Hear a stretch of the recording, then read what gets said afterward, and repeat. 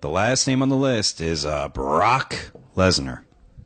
I always enjoyed every encounter I had with Brock, but early on, I remember these Voxes. Yeah. You have got to talk about this. So I remember, and I'm gonna let you tell the story, but I remember distinctly you voxing me, going, "All right, so Brock's back here.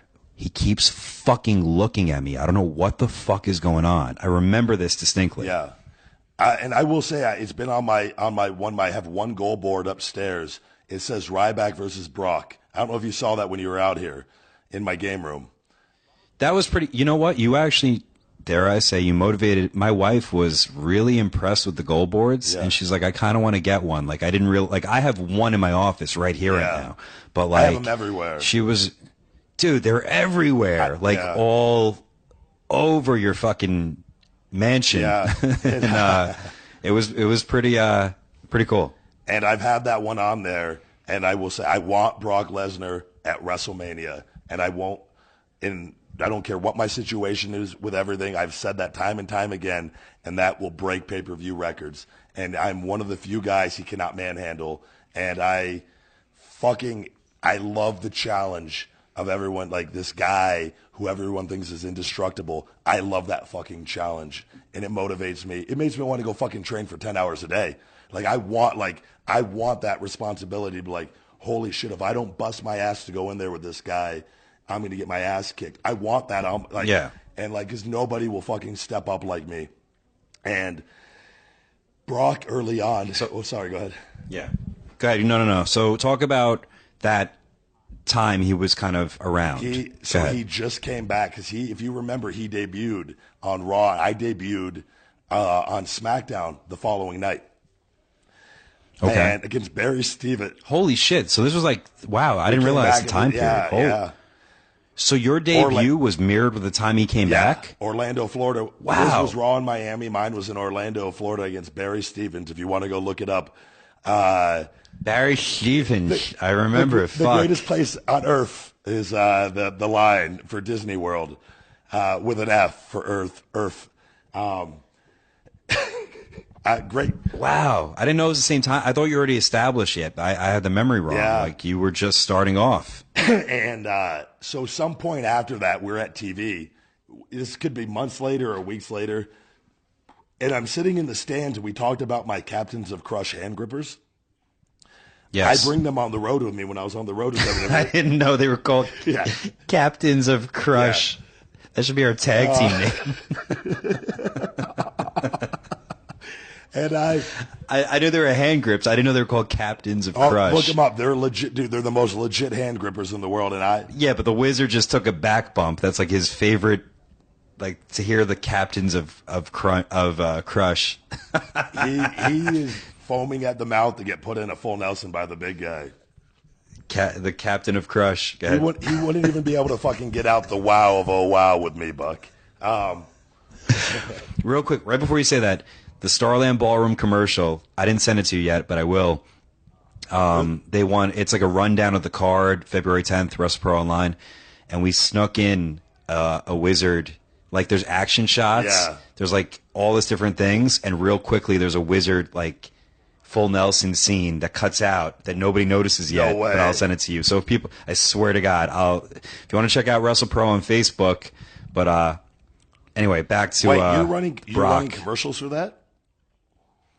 Yeah. I think I'm gonna do commercials on Raw and SmackDown, maybe for 2 or 3 weeks. I should say, you guys, come on out to the Starland Ballroom. And where's it at again, Buck? Sayreville, New Jersey. It's me versus Brian Cage, the Machine Brian Cage. Big guy versus big guy, and for the first time ever. So come on out. I promise you, it's going to be well worth the price of admission. But on to Brock Lesnar, and so I'm sitting in the stands one day. And I'm doing my hand grips like a dickhead because I'm we're waiting. I didn't know you're doing hand grips. That makes it better. Yeah. I brought them. So I would do them usually in the car on the ride to the next town, a couple nights a week. And I always loved the hand grips because after I would do them, I would always get a compliment by an unknown stranger, wow, your forearms are amazing, or you have great vascularity in your forearms. So it always just kind of it kind of motivated me to want to do them. Oh, they're working. And so I'm sitting in the stands, and it's him, Hunter, and Vince are standing in the ring. And I'm like midway up whatever arena we were at. And him, Hunter, and Vince had their backs turned to me. And they all turn and look at me at the same time. While I'm just sitting there looking at them doing my hand grips. And just squeezing the grip while they're staring at me. And so like I'm making eye contact with them. None of us are breaking eye contact. And then they start talking. So like I'm doing my hand grips. We're making eye contact. And now all three of them are talking back and forth to each other, all just staring at each other like this. And I'm like, what the fuck is going on? This is so weird. I'm not breaking my fucking attention. They're going to fucking... So, like, we all keep staring at each other. So it turns out, Hunter actually came up and told me later on. Hunter always used to come up and, like, talk to me and tell me little things early on. And he helped me, like, with my entrance. And, like, he did different things for me where I'm not going to always bash Hunter. Like, we didn't see eye to eye on things, but, like, there were good moments there. And he told me that Brock thought I looked like Shane Carwin. And it like triggered something in him, and I think that's fucking hilarious. Like hilarious, because Shane Carwin beat the fuck out of him until Shane Carwin got gassed, and then Brock got him. And but I thought when you told me that, you're like, dude, he keeps fucking staring at me all day. I'm like, and he told me that, I'm like, oh my god, that makes total sense. Like, yeah. And so before that, there was an instance where other WWE talent saw this. I was warming up right before my match. Brock was with Paul, like maybe 100 feet away, 150 feet away. I was doing my bands and doing burpees and doing push-ups and blowing myself up before I went out there to work. You would blow yourself up before a match? And just get... Like burpee-wise, really? Just get like... Not all the time, but when I was really fucking... I would jump rope. I jump roped all the time. But there were... Early on, I would do burpees early on because you blow up, you get your wind back, but you kind of... Like, you're in your second wind where you don't blow up as much. But he would just stare a hole through me from a distance with Paul. Paul would be like just talk, but Brock would just be, and then like more than when you knew like what the fuck. It's big guy heat, which is a very real thing. Which I was about to say that. Fuck big guy heat. Yeah. where a big guy sees another big guy and he's like, he's not as big as me or he's not as strong as me. It's a very real thing and it happens. I encounter it every day of my fucking life, and I'm at an age now where I don't care anymore. But I see guys in the gym all the time. Like they bow up when I come walking by, and I'm just like, Jesus fucking Christ! Like I'm not like, it's just, come on, guys. Like let's just fucking all get along. And there's room for enough big guys. I'm the big guy, trademarked. But but I remember there was one funny story with Brock where I have those bands where like I bought them from Sports Authority at the time, back in the day. They had I think they were like 60 or 70 pound bands. I think they were 60-pound bands, where they're very heavy resistance. And I was doing them, and then I would always bring them out and set that in my jump rope out at wherever I was warming up before the show. And one day I was like away from a distance, and I got done doing them, and I walked away and started a conversation with somebody. And I like looked over, and like Brock, I encountered Brock walking over and like look around.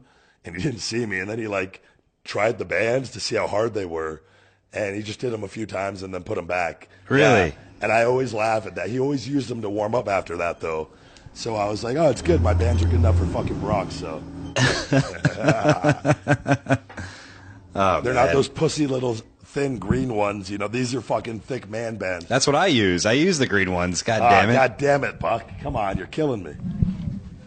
I do my little push-ups, my DDP yoga, and bands. But it's very topical because Brock Lesnar this week, or dare I say last week, he was suspended. I mean, no, he was suspended, but his purse, he lost 10% of his purse for the fight with Mark Hunt, which I believe he got $2.5 million for.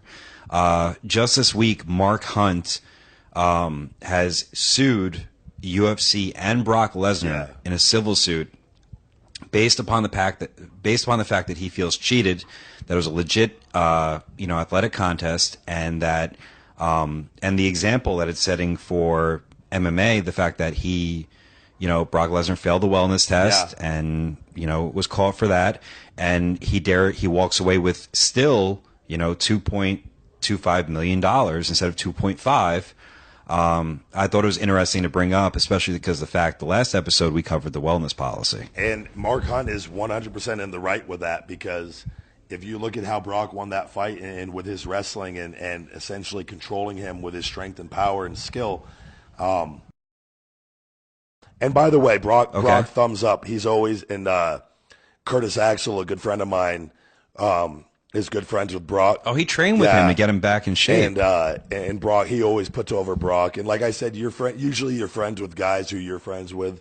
And he seems like a fucking cool dude. Like, I don't give a fuck. I'm just here for this. Like, he does seem like once you get to know him, he'd be kind of cool. Yeah, he's cool as fuck, and he doesn't care about fame, which is the best part. So people associate guys that are like in public that just want to be normal. He didn't get into wrestling to be famous. He got into wrestling because he was an amateur wrestler and wanted to make a living doing something that he knew. So it transferred over to pro wrestling, which happened to be fucking seen by millions of people. But he didn't want to get into professional wrestling to be famous. He did it to earn a living. And there's a difference in people. He's happy living in Canada and living fucking by him. Like, I'm the same. I live all the way in North Vegas. I shouldn't fucking say that on the thing, but I live away from everything, you know what I mean? And it's way away from the strip. I like being secluded from things, and I like feeling normal at times and whatnot. But big thumbs up to Brock. He was always cool with me, and I had nothing bad to say about him. And like I said, he can't manhandle me, and that's one thing. He likes to manhandle guys. And, God damn it, just two big guys. God, that was a big guy heating its finest. He's a great guy, but he can't do anything to me. Who's that? So, Brock, I want you to break his arm.